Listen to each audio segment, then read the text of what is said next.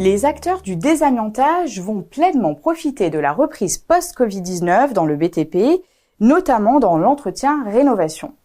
La lutte contre l'étalement urbain offrira aussi de nouveaux gisements de croissance aux acteurs de cette filière, car elle favorise les opérations de démolition et de réhabilitation.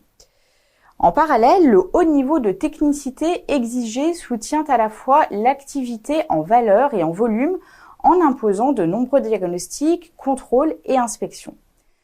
Autre tendance favorable, celle des évolutions réglementaires qui encouragent notamment la réhabilitation énergétique des bâtiments et qui généralisent progressivement les obligations relatives au repérage d'amiante. Au-delà des segments de l'entretien-rénovation des bâtiments et des opérations de déconstruction-démolition, la filière du désamiantage pourra s'appuyer d'ici 2023 sur le marché du démantèlement des sites industriels et des matériels de transport ferroviaires et maritimes. Mais la compétition pour l'obtention des chantiers s'annonce rude. La filière française du désamiantage rassemble désormais plus d'1 millier d'acteurs au profil très varié, intégrant parfois plusieurs maillons de la chaîne de valeur. Pour les acteurs rompus aux projets de réhabilitation complexes, tels que les grands groupes d'ingénierie, de démolition ou les majors du BTP, le désamiantage représente une étape s'intégrant dans une gestion globale d'un projet plus large, en qualité de maître d'ouvrage ou d'assistant à maîtrise d'ouvrage. Ils font le plus souvent appel à des sous-traitants pour la réalisation des opérations qui ne relèvent pas de leur métier d'origine. Les grands groupes de diagnostic, eux, se muent en conseillers auprès de donneurs d'ordre. C'est le cas de Socotec, qui propose à ses clients une offre d'accompagnement qui s'étend de l'avant-projet, diagnostic et repérage amiante, à la réception du chantier.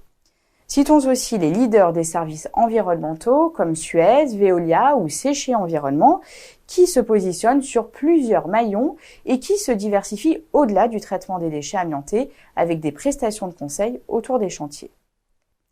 Pour tirer leur épingle du jeu, les acteurs de la filière devront se démarquer par la qualité et la sécurité de leurs offres tout en réduisant leurs coûts.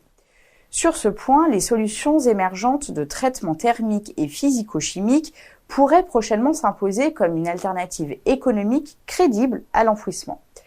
Je pense par exemple au procédé Nevada de Vallam qui consiste à mélanger les déchets d'amiante à de l'acide chlorhydrique avant de les chauffer à près de 100 degrés.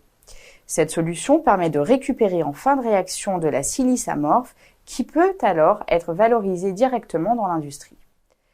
En parallèle, la robotisation croissante des chantiers et l'amélioration des matériels et outils pourraient aussi contribuer à réduire les coûts des chantiers et à limiter l'exposition des salariés.